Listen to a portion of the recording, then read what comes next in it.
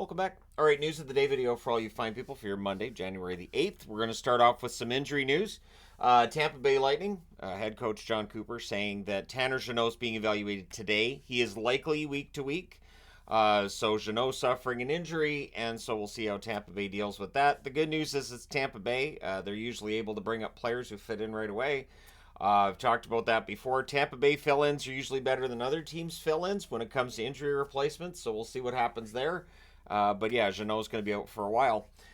For the Winnipeg Jets, the run continues. They're now up to a 12-game point streak. They're back to first overall in the NHL, and yeah, they're playing the best hockey in the NHL right now. I don't know how else to put it, but yeah, the Jets have been a lot of fun to watch.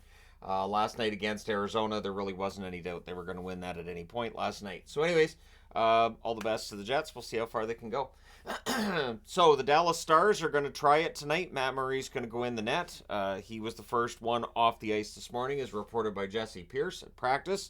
So, the first goalie to leave the ice at practice is most of the time your starter. Not always, but usually that's your starter. Murray's been waiting his turn, but Wedgwood is just, I think he's gassed. So at this point, yeah, give Matt Murray a start. It is not the same Matt Murray that the Toronto Maple Leafs have in their employ. It is the other Matt Murray.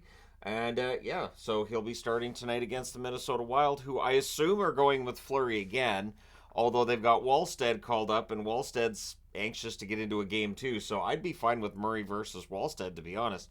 I do want to see how far along Wallstead is and get a look at him in Minnesota's net and see how that's going to go for them. But yeah, it'll be interesting to see how Matt Murray does tonight too. Your 3 stars of the week in the National Hockey League are as follows. Sam Reinhart, the first star with 5 goals and an assist. 6 points in 3 games, continues his remarkable run. I'm sure he was quite happy to see what Nylander signed for today. And then Martin Jones is the second star of the week. He went 3-0 for the Toronto Maple Leafs with a .976 save percentage and a shutout.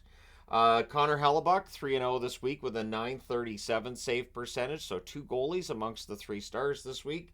And of course, this always leads to people complaining about who doesn't get into the stars and this guy should have been there and everything. I mean, it's not something that's baked into a player's contract. It doesn't tell you who's going to be great going forward. There's no bonuses tied to it. It's just fun to see who the 3 stars are every week. Kyle Opozo is going to be out of the lineup for the Buffalo Sabres tomorrow, where they're playing Seattle. He may return later in the week. They have a game Thursday. They have a game Saturday. It's possible Opozo gets into one of those games. But for now, he'll be out of the lineup. Buffalo, again, one of those teams, no stranger to dealing with injuries up front or on the blue line. In this case, it's an injury up front. But it is a loss of their captain. We'll see how things go for them, but it doesn't sound like he's going to be out for very long. So in the wake of William Nylander signing a contract, immediately, all of social media is, so how much is Patterson worth now? Well, see, the thing is, Nylander's a winger. Patterson's a center. They both score at a similar rate, at least over the last couple of years. And so, yeah, Patterson probably gets a little bit north of what Nylander's going to get. There's still all the discussion about the fact that Patterson's not sitting down and talking contract with the Canucks, and obviously there's some panic in Canuck land about what that means. It means his price just goes up, and he's not worried about the contract. The player never really has to worry about the contract. It's the team that has to worry about the contract. So, while I understand fans being concerned, I'm not.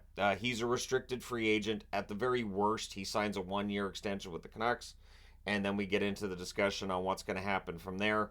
But I don't think that's what's going to happen. I think we may end up with a shorter term deal. Maybe it's a 4-year deal. We'll see.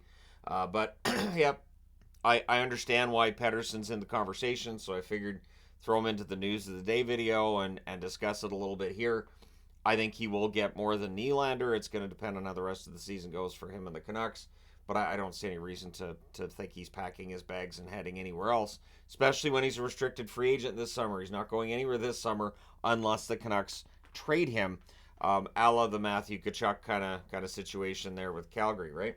But I don't see any reason to think that's going to happen. Patterson seems quite happy in Vancouver. It's just, why sit down and talk contract if you don't have to? So anyways, and I'm not saying that Nylander made any mistake here either. Every player's different. Some players are fine with negotiating during the season. Other players aren't. You just roll with it. All right, so the California teams have had a really hard time at home.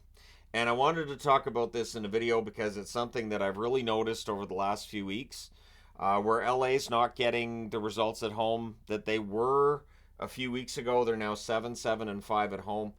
In their last three at home, they had a shootout loss against Edmonton 3-2. They lost 3-0 against Toronto, and then it was a shootout loss 4-3 against Detroit.